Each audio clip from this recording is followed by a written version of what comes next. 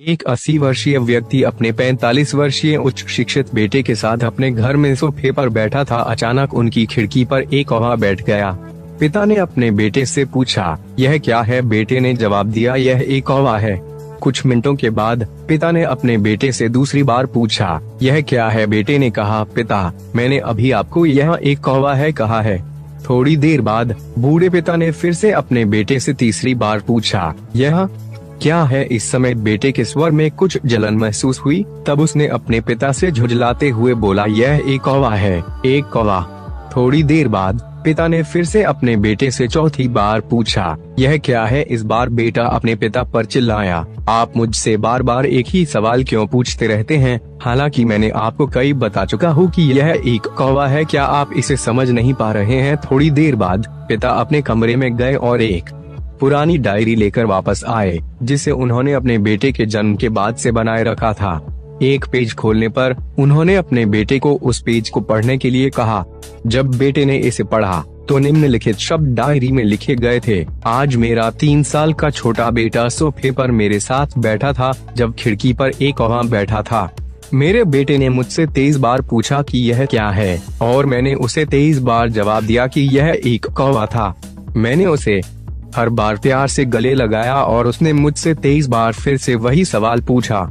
मुझे इस बात से बिल्कुल भी चिढ़ नहीं हुई कि मैंने अपने मासूम बच्चे के लिए प्यार महसूस किया है, जबकि छोटे बच्चे ने उससे 23 बार पूछा, यह क्या है? पिता को 23 बार पूरे सवाल का जवाब देने में कोई जलन महसूस नहीं हुई, और आज जब पिता ने अपने बेटे से सिर्फ 4 बार यही सवाल पूछा तो बेटे को चिढ़ और गुस्सा महसूस हुआ। इसे पढ़कर उस बेटे को अपने किए ये व्यवहार का पता चल गया था, जिससे चलते अब वे मन ही बहुत शर्मिंदा हो रहा था। शायद उसे अब किए गए अपने बूढ़े पिता के प्रति व्यवहार पता चल गया था। इसलिए यदि आपके माता पिता जब बुढ़ापे में होते हैं, उन्हें न तो पीछे छोड़ें और न ही उन्हें एक बोझ के रूप में देखें, बल्कि उनके साथ एक दयालु शब्द बोलें। शांत, आज्ञाकारी, विनम्र और उनके प्रति दयालु बने। अपने माता पिता के प्रति विचारशील रहें। आज इस बात को कहें, मैं अपने माता पिता को हमेशा खुश देखना चाहता हूँ। जब से मैं छोटा बच्चा था, उन्होंने मेरी देखभाल की। उन्होंने हमेशा मुझ पर अपने निस्वार्थ प्रेम की वर्षा की। उन्होंने आज समाज में मुझे एक व्यक्ति के रूप में प्रस्तुत करने के लिए तूफान और गर्मी को देखे बिना सभी पहाड़ों और घाटियों को पार किया। भगवान से प्रार्थना करें, मैं अपने बूढ़े माता पिता की सर्वोत्तम तरीके से सेवा करूँगा। मैं अपने प्यारे माता पिता को सभी अच्छे और दयालु शब्द कहूँगा, चाहे वे कैसे भी व्यवहार करें। तो आप सभी इस कहानी को पढ़ने के बाद सीख जरूर मिली होगी। तो आपको यह कहानी कैसा लगा, कमेंट। इस तरह हमारे माँ बाप बचपन में अपनी सारी खुशियों को त्यागते हुए हमें पालते हैं, बड़े करते हैं और हर बात का अच्छी तरह से ख्याल करते हैं, और कभी भी अपने बच्चों से दुखी भी नहीं होते हैं, और यहाँ तक कि उनकी हर शरारत और परेशान करने वाली बातों से तंग न होते हैं, बल्कि उन्हें हर हाल में अच्छे बनने की राह में लगाए रहते हैं। लेकिन जैसे वक्त के करवट के साथ समय बीतता जाता है और यही बच्चे बड़े बन जाते हैं, पैसा कमाने लगते हैं और खुद को इतना बड़ा समझने लगते हैं कि उन्हें अपने स्वार्थ के आगे कोई नहीं दिखता है, ऐसे में उनके वही माँ बाप बोझ भी लगने लगते हैं और बुढ़ापे में माँ बाप की सेवा करने और उन्हें खुश करने के बजाय उनमें ही दोष निकालने लगते हैं। ऐसे संतान होने ना होने के बराबर ही होते हैं, जो बुढ़ापे में अपने माँ बाप की सेवा नहीं कर सकते हैं, 2 वक्त समय निकाल कर उन्हें साथ कुछ पल नहीं बिता सकते हैं। ऐसे बच्चे माँ बाप के बुढ़ापे की लाठी बनने के बजाय उल्टा माँ बाप को बोझ समझने लगते हैं। तो चलिए, जिस प्रकार हमारे माँ बाप हमारे वजूद के कारण होते हैं, फिर वही माँ बाप इन बच्चों के लिए बोझ लगने लगते हैं। इसी सोच पर यह दिल को छू लेने वाली कहानी माँ बाप का सम्मान को पढ़ते हैं, जिन्हें हम सभी बहुत बड़ी सीख ले सकते हैं। एक छोटे से कस्बे में समीर नाम का एक लड़का रहता था। बचपन में ही पिता की मृत्यु हो जाने के कारण परिवार की आर्थिक स्थिति बड़ी दयनीय थी। समीर की मां कुछ पढ़ी लिखी जरूर थी, लेकिन उतनी पढ़ाई से नौकरी कहाँ मिलने वाली थी सो घर घर बर्तन मांज तर और सिलाई बुनाई का काम करके किसी तरह अपने बच्चे को पढ़ा लिखा रही थी। समीर स्वभाव से थोड़ा शर्मीला था और अक्सर चुपचाप बैठा रहता था। एक दिन जब वो स्कूल से लौटा तो उसके हाथ में एक लिफाफा था। उसने माँ को लिफाफा पकड़ाते हुए कहा, माँ, मास्टर साहब ने तुम्हारे लिए ये चिट्ठी भेजी है, जरा देखो तो इसमें क्या लिखा है। माँ ने मन ही मन चिट्ठी पढ़ी और मुस्कुराकर बोली, बेटा, इसमें लिखा है कि आपका बेटा काफी होशियार है। इस स्कूल के बाकी बच्चों की तुलना में इसका दिमाग बहुत तेज है और हमारे पास इसे पढ़ाने लायक शिक्षक नहीं है, इसलिए कल से आप इसे किसी और स्कूल में भेजें। यह बात सुनकर समीर को स्कूल न जा सकने का दुख तो हुआ, पर साथ ही उसका मन आत्मविश्वास से भर गया कि वो कुछ खास है और उसकी बुद्धि तीव्र है। माँ ने उसका दाखिला एक अन्य स्कूल में करा दिया। समय बीतने लगा। समीर ने खूब मेहनत से पढ़ाई की। आगे चलकर उसने सिविल सर्विसेज परीक्षा भी पास की और IAS ऑफिसर बन गया। समीर की माँ अब बूढ़ी हो चुकी थी और कई दिनों से बीमार भी चल रही थी और एक दिन अचानक उनकी मृत्यु हो गई। समीर के लिए ये बहुत बड़ा आघात था। वह बिलख बिलख कर रो पड़ा। उसे समझ नहीं आ रहा था कि अब अपनी माँ के बिना वो कैसे जिएगा। रोते रोते ही उसने माँ की पुरानी अलमारी खोली और हाथ में उनकी माला, चश्मा और अन्य वस्तुएं लेकर चुनने लगा। उस अलमारी में समीर के पुराने खिलौने और बचपन के कपड़े तक संभाल कर रखे हुए थे। समीर एक एक कर सारी चीजें निकालने लगा और तभी उसकी नजर एक पुरानी चिट्ठी पर पड़ी। दरअसल ये वही चिट्ठी थी जो मास्टर साहब ने उसे 18 साल पहले दी थी।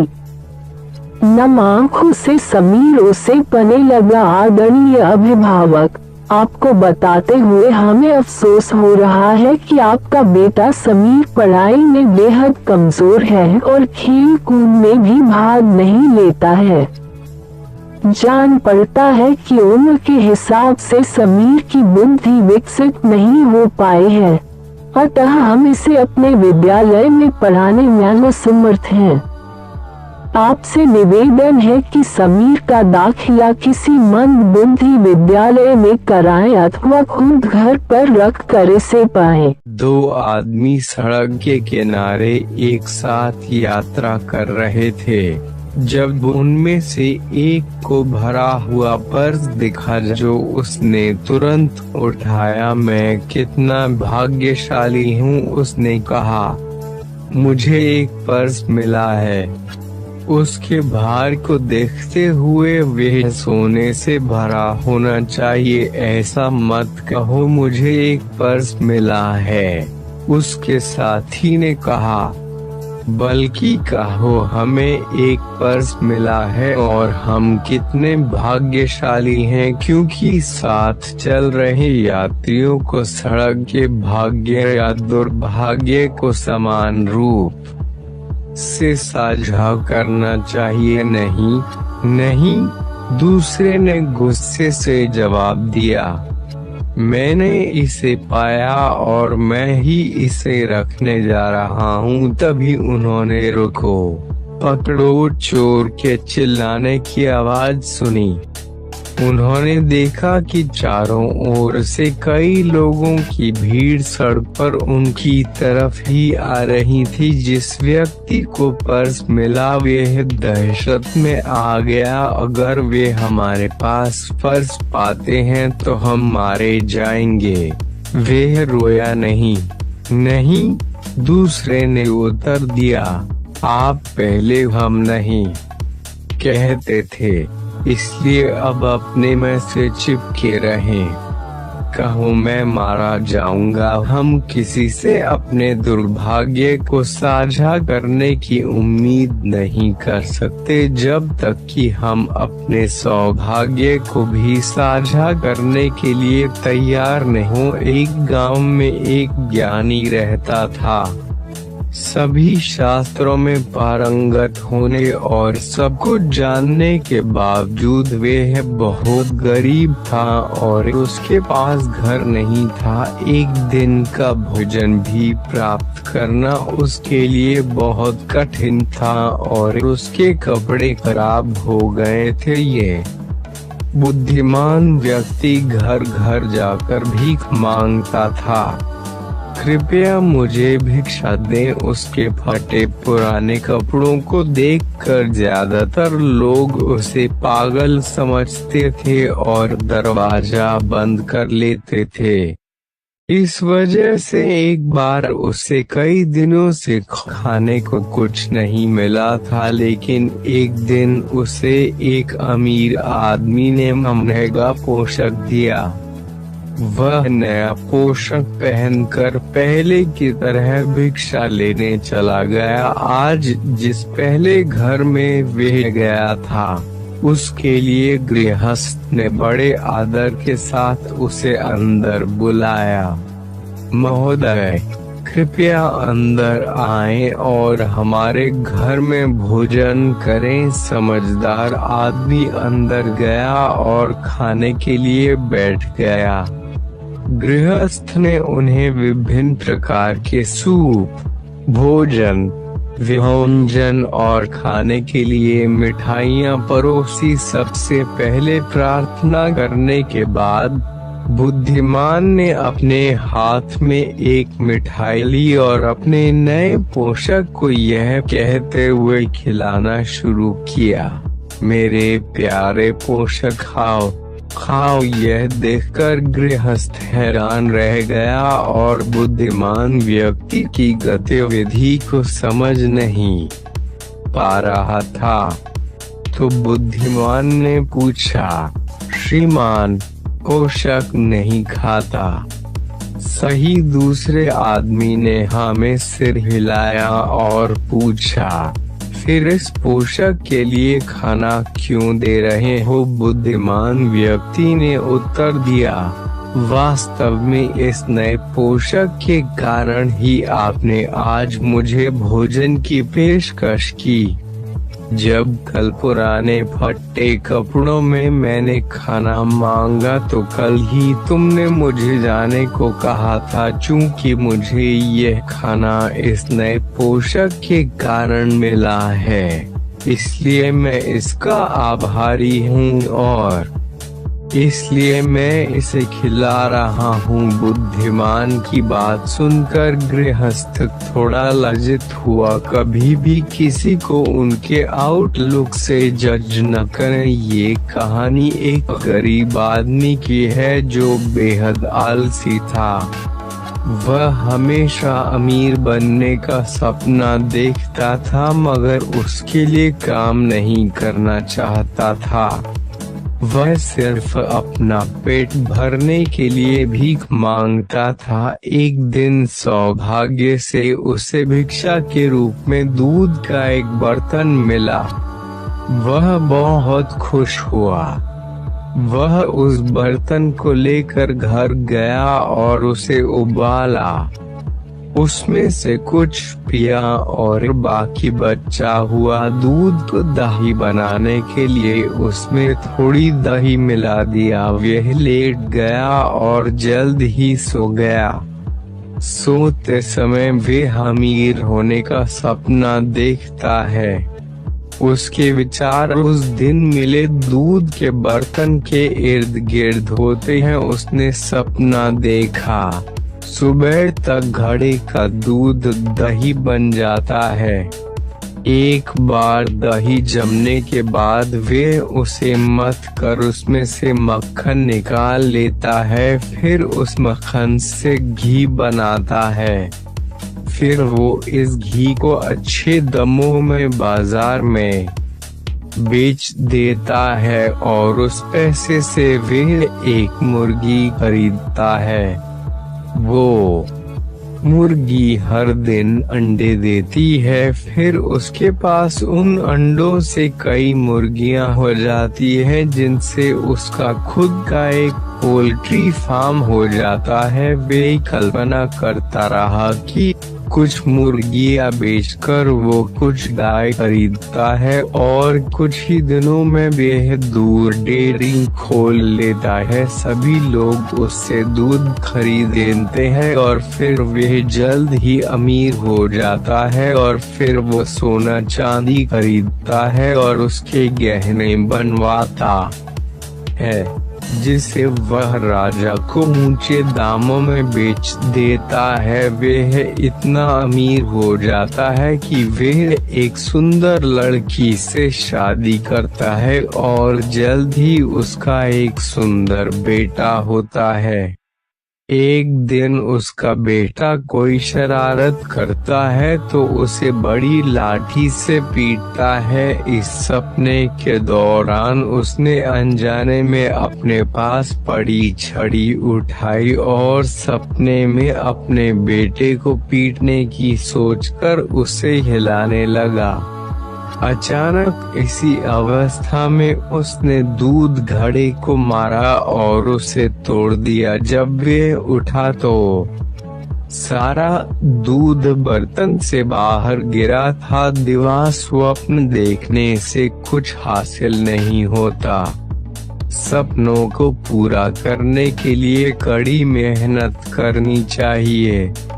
ये हो सकता है आज की कहानी पढ़कर आपकी आंखों में पानी आ जाए, मगर मैं दावे के साथ कहता हूँ कि इस कहानी से आपको एक बहुत स्ट्रॉन्ग मैसेज मिलेगा जो आपको और आपकी फैमिली को कोई भी ऐसा गलत काम जो इस कहानी के पात्रों ने अपने पिता के साथ किया है करने से रोकेगा। आपको पता चल ही गया होगा कि यह कहानी है एक बूढ़े मजबूर पिता की है। एक गांव में एक आदमी रहता था जो बहुत बूढ़ा हो चुका था, जिस वजह से उसे कम दिखाई देता था और बहुत कमजोर हो गया था। इसलिए अपनी बच्ची कुछ ही जिंदगी अपने बेटे के साथ बिता सके, इसलिए शहर में रह रहे उसके बेटे के घर रहने चला गया। बेटा एक शहर के छोटे मकान में रहता था। मकान तो उसका छोटा था, लेकिन उसके अंदर जो चीजें थी वह महंगी थी। उस मकान में बेटा, उसकी पत्नी और उनका एक 5 साल का बच्चा, यह छोटा सा परिवार साथ मिलकर रहता था। बूढ़े पिता के आने से उनके परिवार का एक सदस्य और बढ़ गया। यह पूरा परिवार रोज सुबह शाम डाइनिंग टेबल पर साथ में खाना खाया करता। बूढ़ा पिता अपनी कमजोरी के चलते हमेशा खाने की चीजें नीचे गिराता रहता और कई बार कांच के बर्तन भी टूट जाया करते थे। कुछ दिनों तक तो बहू और बेटे ने यह सब सहन किया, लेकिन बाद में वे दोनों बूढ़े की ऐसी हरकतों से चिढ़ने लगे। 1 दिन बेटे ने कहा कि ऐसा कब तक चलेगा, हमें कुछ करना पड़ेगा। उसकी पत्नी भी इस बात से सहमत हुई। अगले दिन बेटा कहीं से एक पुराना मेज लेकर आया और घर के एक कोने में उसे लगा दिया और अपने पिताजी से कहा कि आप यहीं पर बैठकर खाना खा लिया कीजिएगा। उन्होंने एक लकड़ी का बर्तन भी बनवाया जिसमें वे अपने बूढ़े बाप को खाना देने लगे। अपने कांच के कीमती बर्तन बचाने के लिए अपने पूरे बाप को लकड़ी का बर्तन देने में उन्हें जरा भी शर्म नहीं आई। अब खाने का समय जब जब होता तो बूढ़ा बाप एक कोने में बैठकर खाता और बाकी का परिवार डाइनिंग टेबल पर खाना खाया करता। डाइनिंग टेबल पर बैठे बैठे दोनों पति पत्नी कभी कभी अपने बूढ़े बाप की तरफ देख लिया करते। बूढ़े बाप की आंखों में उन्हें आंसू भी नजर आते, मगर अंत पर जैसे कोई असर ही नहीं होता। बूढ़े का पोता भी यह नजारा हमेशा देखता और वह अपने में ही खोया रहता। एक दिन जब पति पत्नी डाइनिंग टेबल पर बैठकर खाना खा रहे थे, तब उनका बच्चा जमीन पर बैठकर कुछ कर रहा था। उन दोनों ने बच्चे के हाथ में लकड़ी का टुकड़ा देखा, लेकिन उन्हें कुछ समझ में नहीं आया कि बच्चा लकड़ी के टुकड़े के साथ क्या कर रहा है। जब बच्चे के पिता ने उसे पूछा कि बेटा आओ खाना खा लो, तुम नीचे बैठकर क्या कर रहे हो, तब बच्चे ने भोलेपन से कहा, अरे मम्मी पापा मैं आप दोनों के लिए लकड़ी का बर्तन बना रहा हूँ ताकि आप लोगों को जब आप बुरे हो जाओ तो दिन में खाना दे सको। अपने नादान बेटे द्वारा दी गई यह सहज बात दोनों के दिल में तीर की तरह उतर गई। दोनों एक दूसरे का चेहरा निहारने लगे। बिना कुछ कहे ही दोनों की आंखों में पानी आ गया और उन्हें अपने भविष्य की किताब अपने आप के सामने खुलती हुई नजर आई। उन्हें समझने में ज्यादा देर नहीं लगी कि अब उन्हें आगे क्या करना पड़ेगा। अगले दिन कमरे के कोने से वे पुराना मेज हट गया और अब बूढ़ा पिता और बाकी का परिवार साथ में मिलकर फिर से खाना खाने लगे।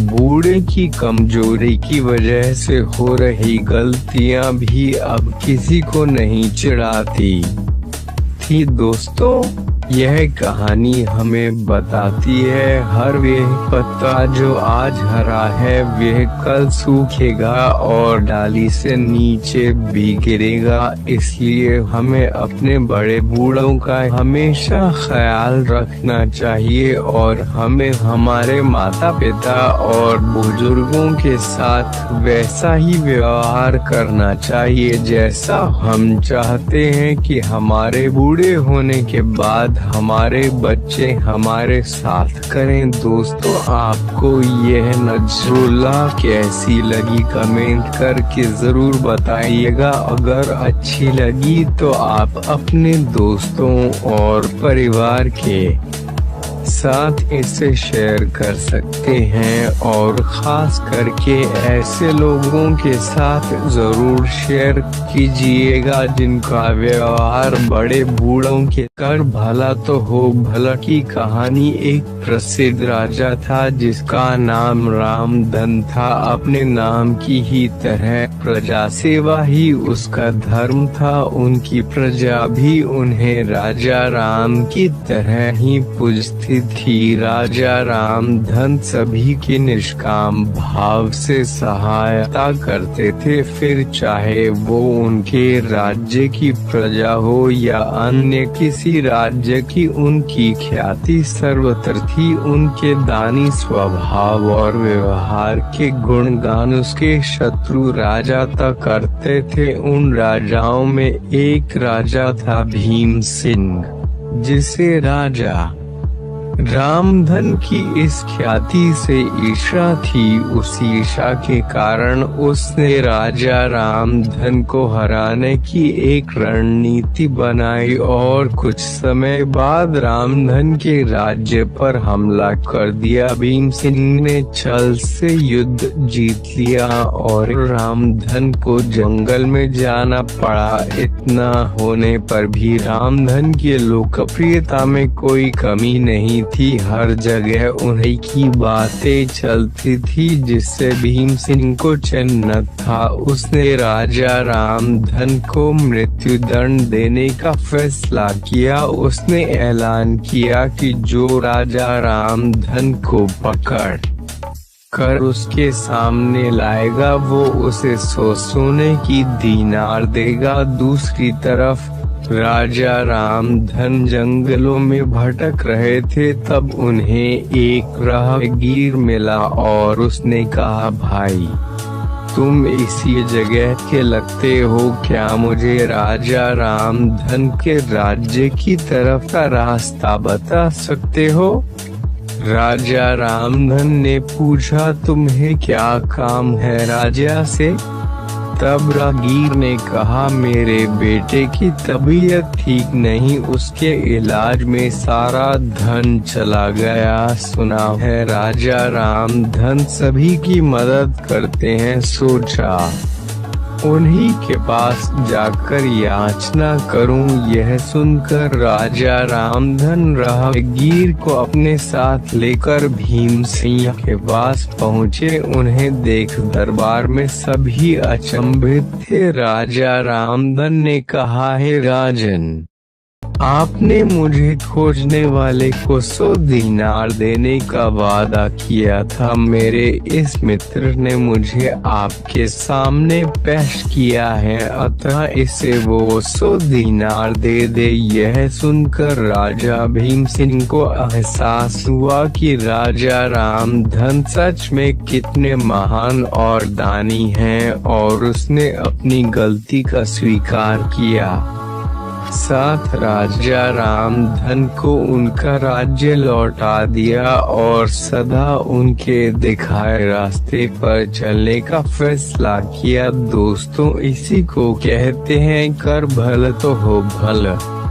कहाँ एक तरफ भीमसेन राजा रामधन को मारना चाहता था और अंत में राजा रामधन की करनी देखे वो लज्जित हुआ और उन्हें उनका राज्य लौटा दिया और स्वयं को उनके जैसा बनाने में जुट गया। महान लोग सही कहते हैं, कर भल तो हो भल। रामधन की करनी का ही फल था जो वो हारने के बाद भी जीत गया। उसने जिस तरह सभी की मदद की, उसकी मदद अंत में उसी के काम आई। इसलिए कहते हैं मनुष्य को अपने कर्मों का ख्याल करना चाहिए। अगर आप अच्छा करोगे तो अच्छा ही मिलेगा। मना की कष्ट होता है लेकिन अंत सदैव अच्छा होता है। कर भल तो हो भल। यह कहानी आपको कैसी लगी? ऐसी ही मुहावरों की कहानी अपने बच्चों को सुनाए जिससे उन्हें इन मुहावरों के अर्थ याद रहेंगे और उन्हें इन मुहावरों का सही अर्थ पता चलेगा और वे अपने जीवन में अच्छे मार्ग पर चलने योग्य होंगे। हिंदी कहानियाँ एक ऐसी विधा जो जीवन को, परिस्थितियों को अपने में लेकर उलझी हुई समझ को सुलझा देती हैं। हिंदी कहानी हमारे व्यक्तित्व को एक दर्पण की भांति हमारे सामने प्रेषित करती हैं, जिनसे हमें अपने कर्मों का बोध होता है। माना कि कहानियाँ काल्पनिक होती हैं पर कल्पना परिस्थिति के द्वारा ही निर्मित होती हैं। पाठकों को लुभाने एवं बांधे रखने के लिए कई बार भावों की अतिशयोक्ति की जाती है, लेकिन अंत सदैव व्यवहारिक होता है। यथार्थता से परिपूर्ण होता है। हिंदी कहानी गद्य का रूप है। इस उपन्यास का सूक्ष्मतम रूप कहा जा सकता है, जिनमें पात्र हैं, संवाद है, लेकिन उपन्यास की तरह पल पल का विस्तार नहीं। हिंदी कहानी एक रूप में उपन्यास का सारांश है। कहानियों के कई रूप हैं: प्रेम, नफरत, देशभक्ति, शौर्य, दुख, खुशी, भूत पिशाच, जासूसी आदि ऐसे कई भाव। आमतौर पर शिक्षाप्रद छोटी छोटी कहानियाँ, प्रेरणादायक कहानियाँ, जासूसी कहानियाँ पाठकों को लुभाती हैं। यह एक दर्पण की तरह उनका मार्गदर्शन करती हैं और वही कहानियाँ छोटे छोटे बच्चों को सही गलत की पहचान कराती हैं। कहानियों के जरिए उन्हें नीति का ज्ञान होता है, उनमें संस्कारों की वृद्धि होती है। कहानियाँ इसलिए इतनी प्रभावशाली होती हैं क्योंकि उनमें पात्र होते हैं, संवाद होते हैं, जो दिल और दिमाग में जगह बना लेते हैं, जिन्हें व्यक्ति आसानी से स्वीकार कर लेता है, याद रख पाता है। यही कारण है कि कहानियों को सर्वांगीण विकास के लिए सबसे सुंदर विधा एक राजा और 7 रानियां की कहानी। ये कहानी एक राजा और 7 रानियों की है।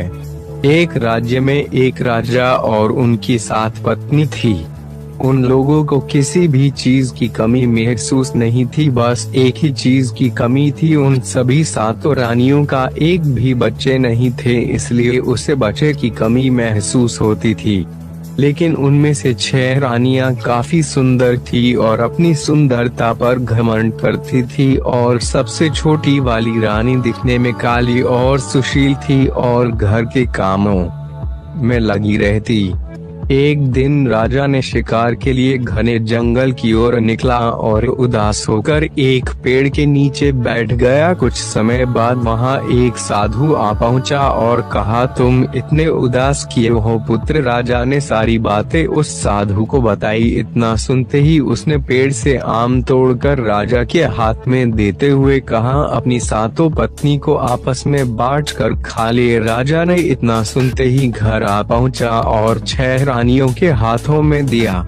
6 घमंडी रानियों ने आपस में बांटकर खा ली और छोटी रानी को इस बात का पता भी नहीं चला। कुछ देर बाद उसे आम का छिलका नीचे पड़ा मिला। छोटी रानी ने उसे उठाकर खा ली। कुछ महीनों बाद वे गर्भवती हो गई। कुछ दिनों बाद वे एक लड़का और एक लड़की को जन्म दी। ये देखकर 6 रानियां को जलन होने लगी और उनके बच्चों को उन लोगों ने छिपा दी। राजा जब शिकार करके वापस घर आया तो 6 रानियों ने बताई, इसने कोई बच्चे का जन्म नहीं दी है। कई वर्ष बीत गए, बच्चों को माँ से अलग हुए। अब वो काफी बड़े हो गए थे और बिल्कुल अपने माँ बाप जैसे दिखते थे।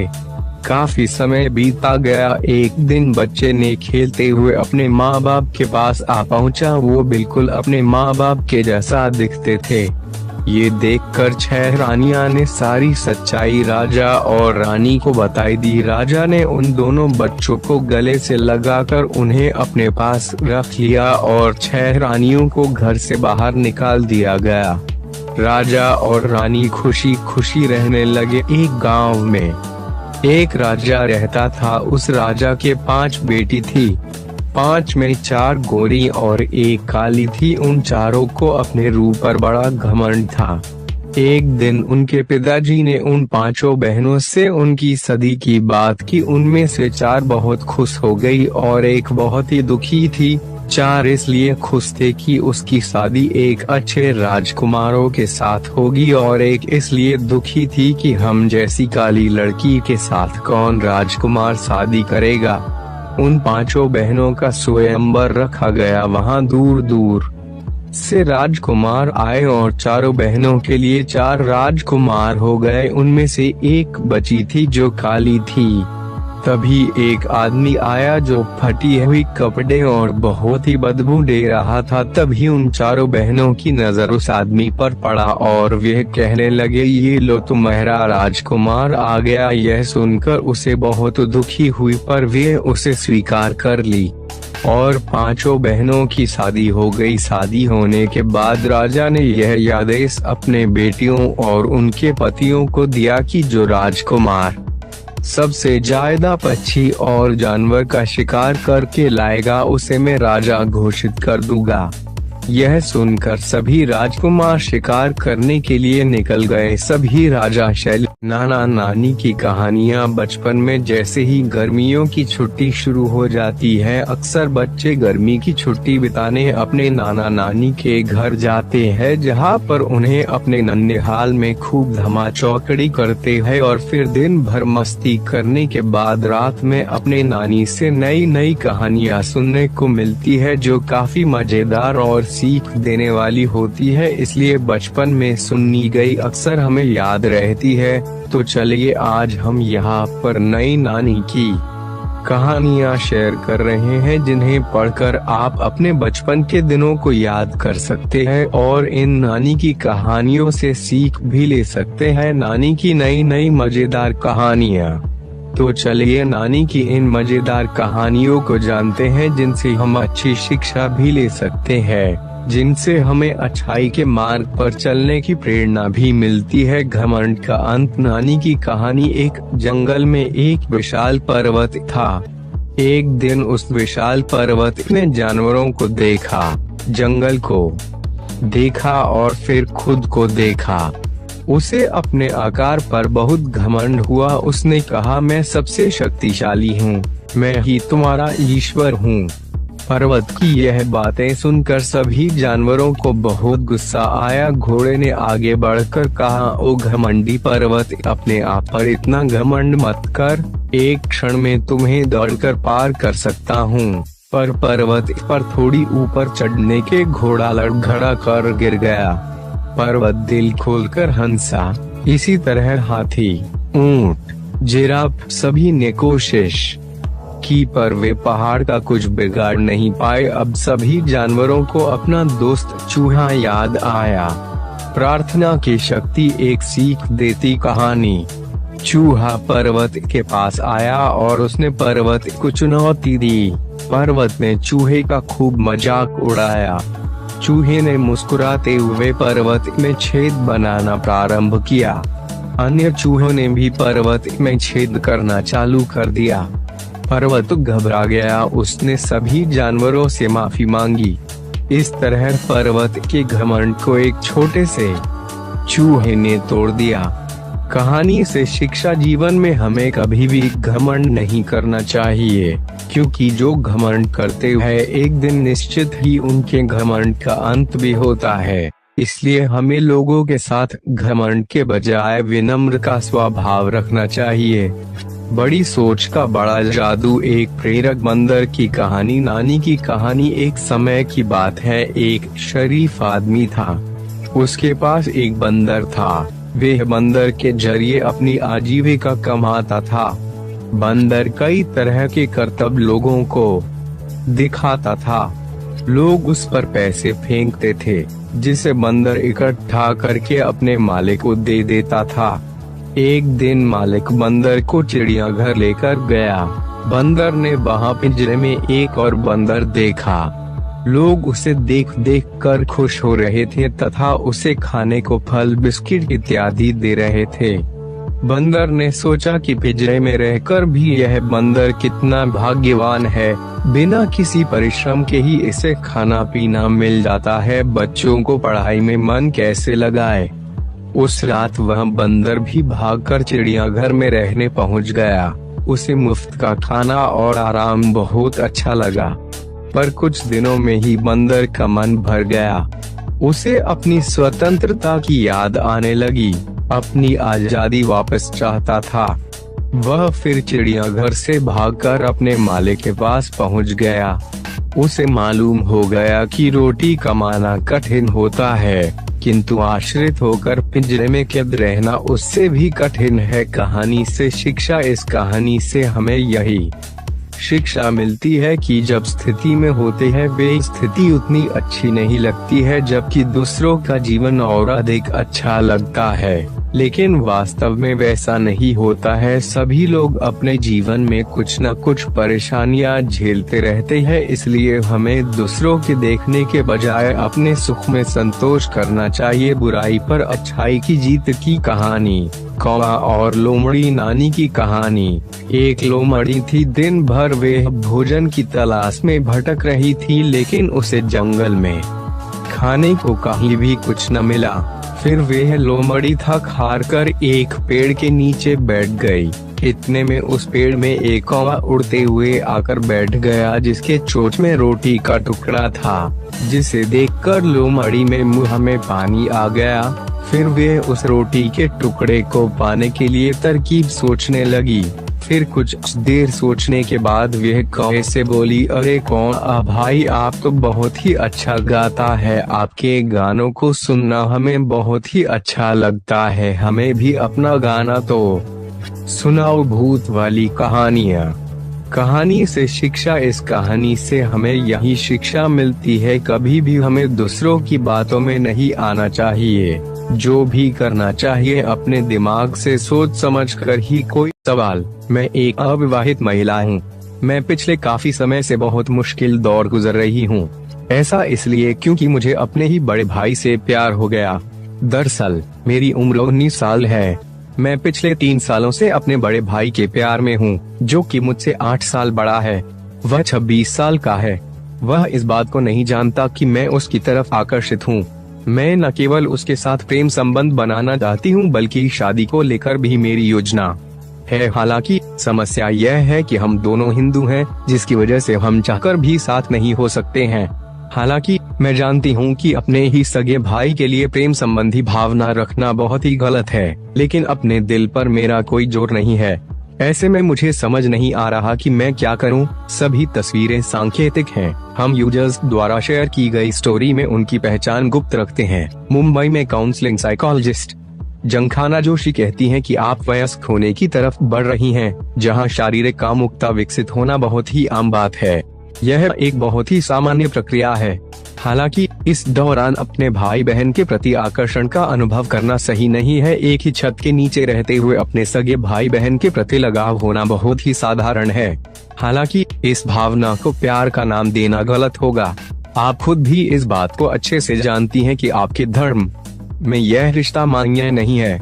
कुछ धर्म जहां परिवार के सदस्यों से ही विवाह करने की अनुमति दे देते हैं, तो क्यों में लंबी दूरी के बाद भी भाई बहन के साथ विवाह को स्वीकार नहीं किया जाता है।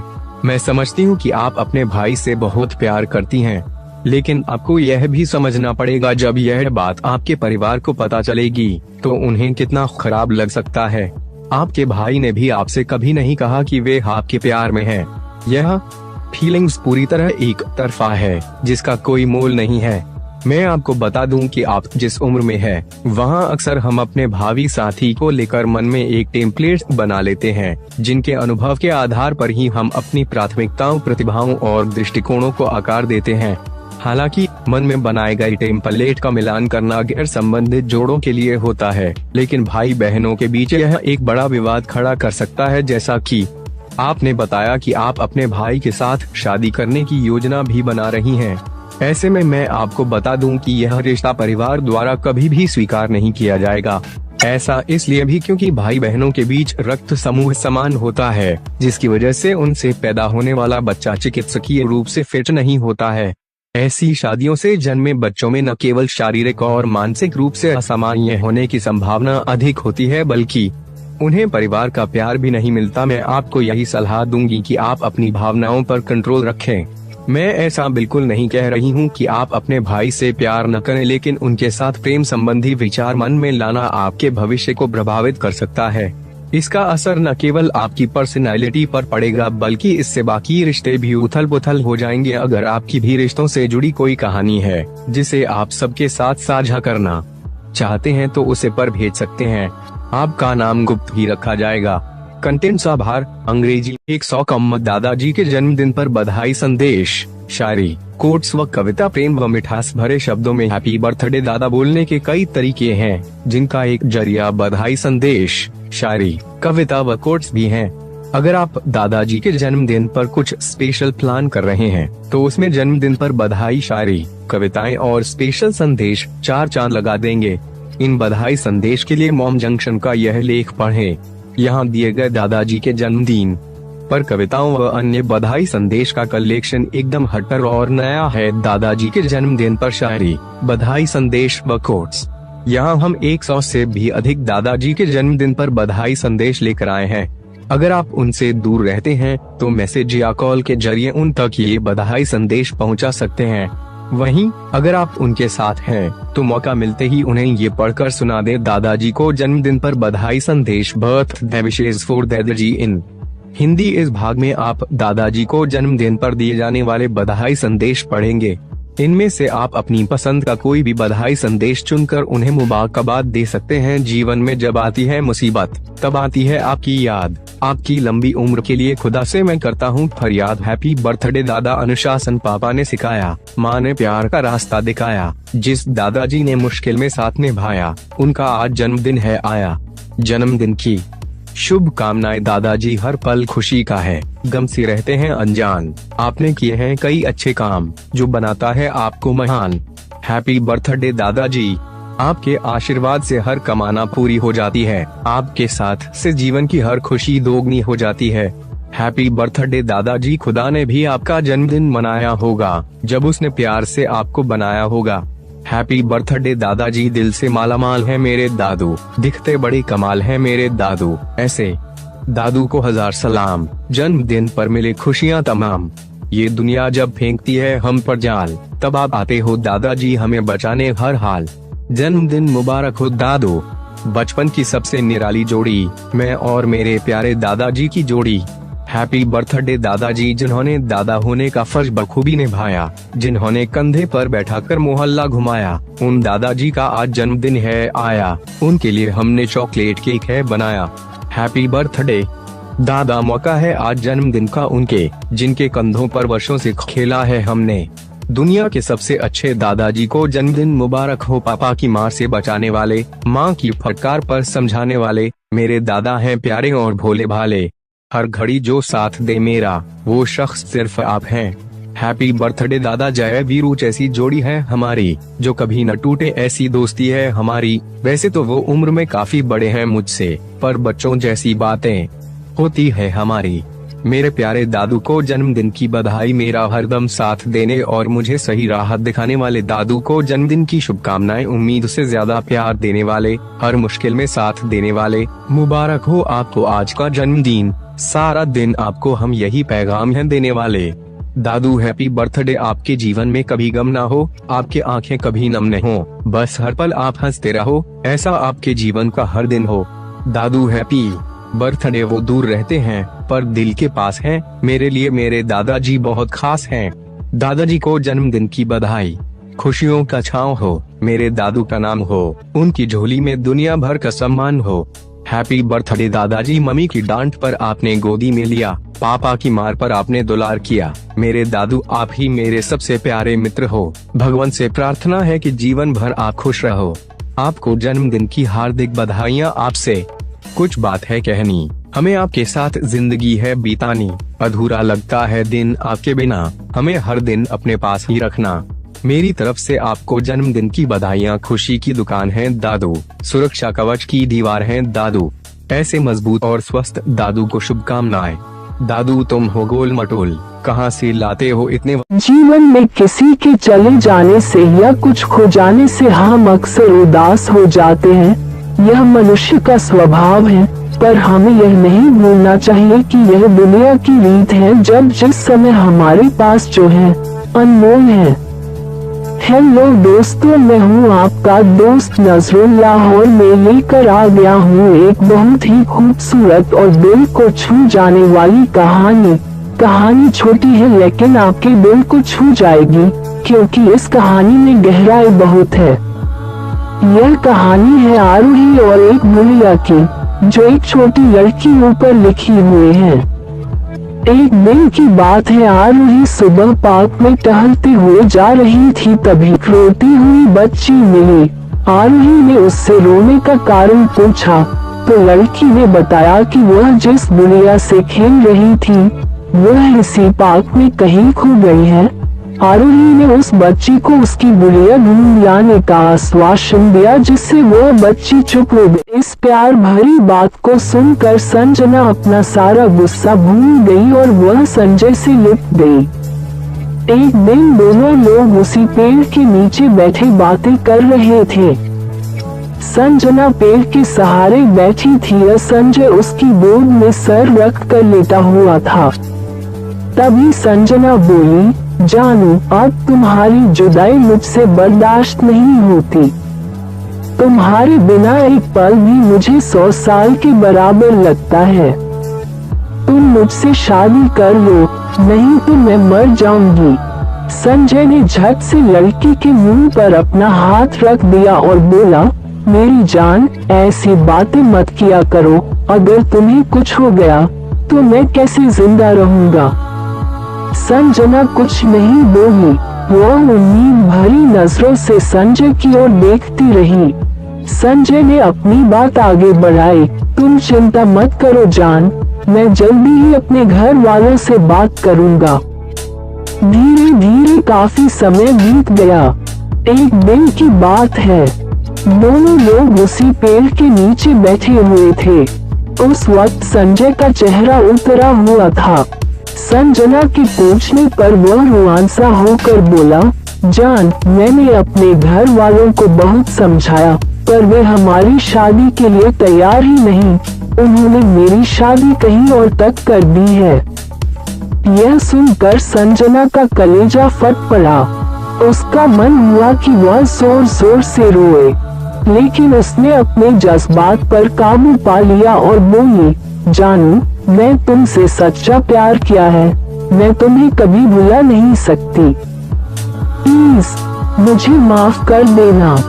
संजय धीरे से बोला, वैसे अगर तुम चाहो तो हम लोग हमेशा अच्छे दोस्त रह सकते हैं। संजना यह सुनकर जार जार रोने लगी। संजय ने उसे बहुत समझाया पर संजना चाहकर भी अपने आप पर काबू नहीं कर पाए और वह रोती हुई अपने घर को चली गई। देखते ही देखते संजय की शादी का दिन आ गया। उसे यकीन था कि उसकी शादी में संजना जरूर आएगी, पर ऐसा नहीं हुआ। हाँ, उसका भेजा हुआ एक गिफ्ट पैक उसे जरूर मिला। संजय ने कांपते हाथों से उसे खोला। उस गिफ्ट को देखते ही संजय बेहोश हो गया।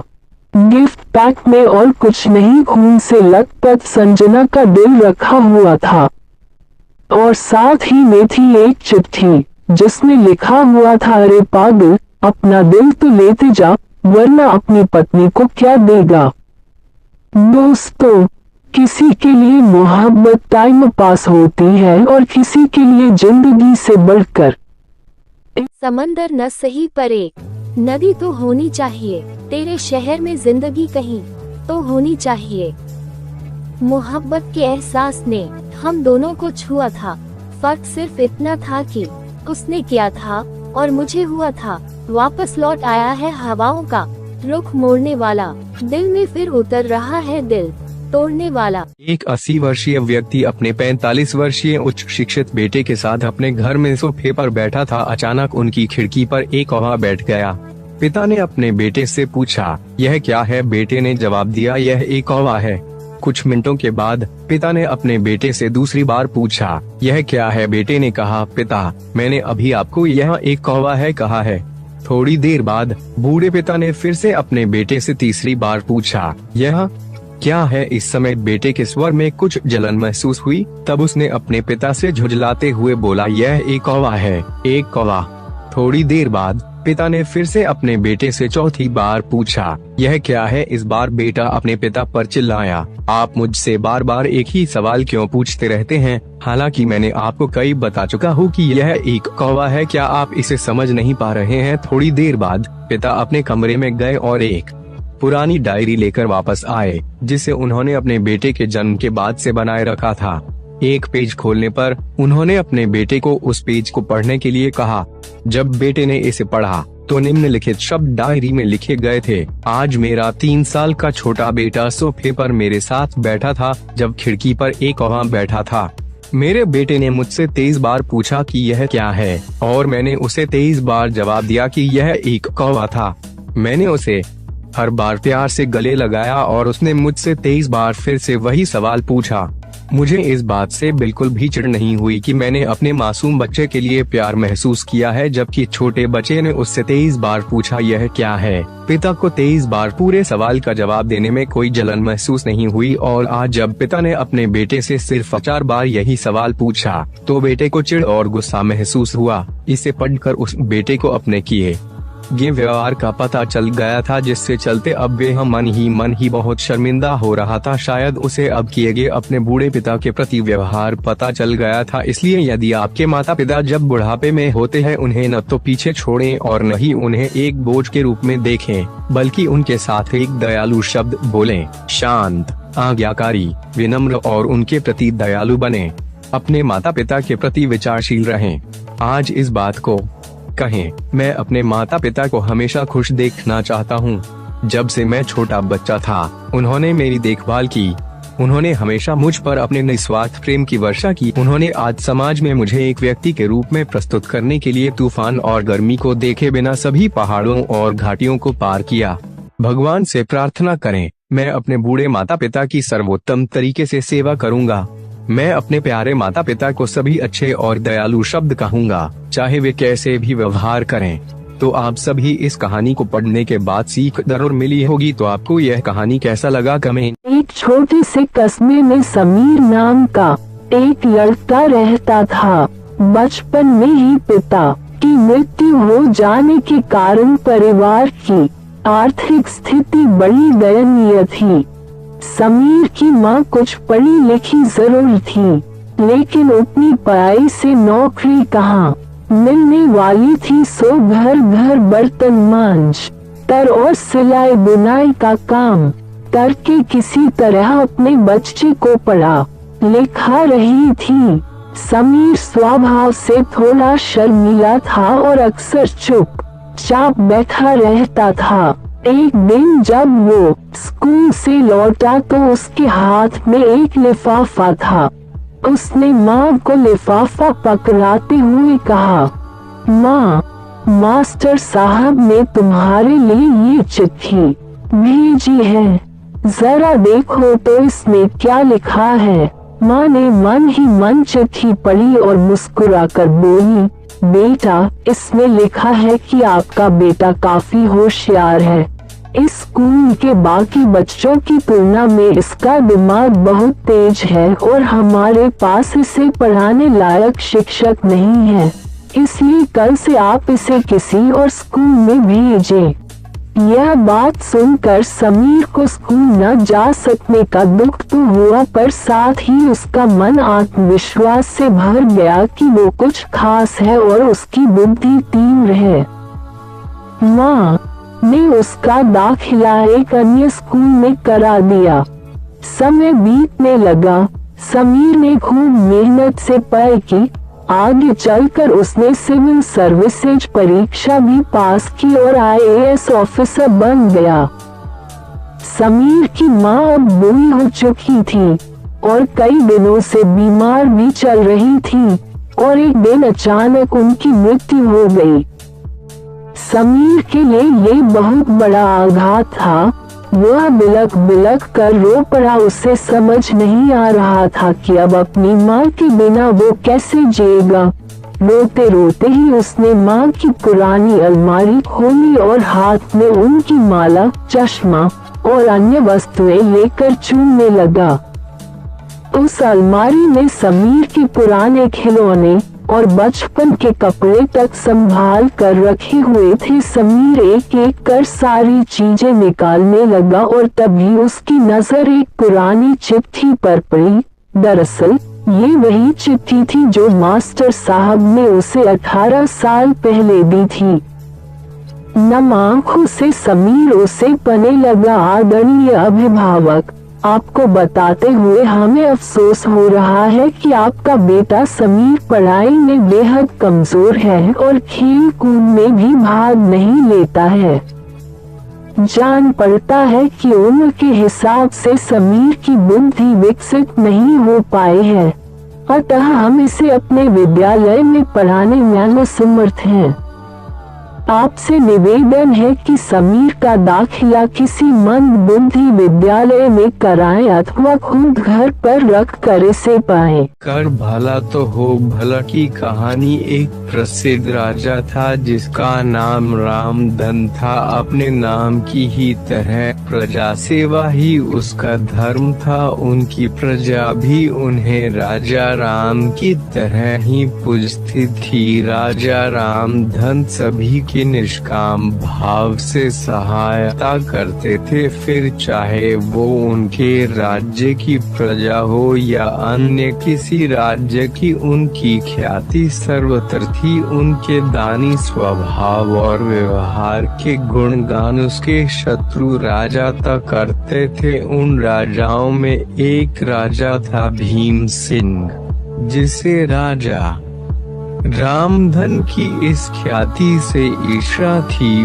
उस ईर्ष्या के कारण उसने राजा रामधन को हराने की एक रणनीति बनाई और कुछ समय बाद रामधन के राज्य पर हमला कर दिया। भीम सिंह ने छल से युद्ध जीत लिया और रामधन को जंगल में जाना पड़ा। इतना होने पर भी रामधन की लोकप्रियता में कोई कमी नहीं थी। हर जगह उन्हीं की बातें चलती थी, जिससे भीम सिंह को चैन न था। उसने राजा रामधन को मृत्यु दंड देने का फैसला किया। उसने ऐलान किया कि जो राजा रामधन को पकड़ कर उसके सामने लाएगा वो उसे 100 सोने की दीनार देगा। दूसरी तरफ राजा रामधन जंगलों में भटक रहे थे। तब उन्हें एक राहगीर मिला और उसने कहा, भाई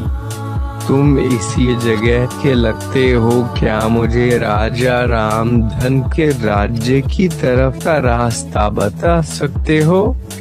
राजा रामधन ने पूछा, तुम्हें क्या काम है राजा से?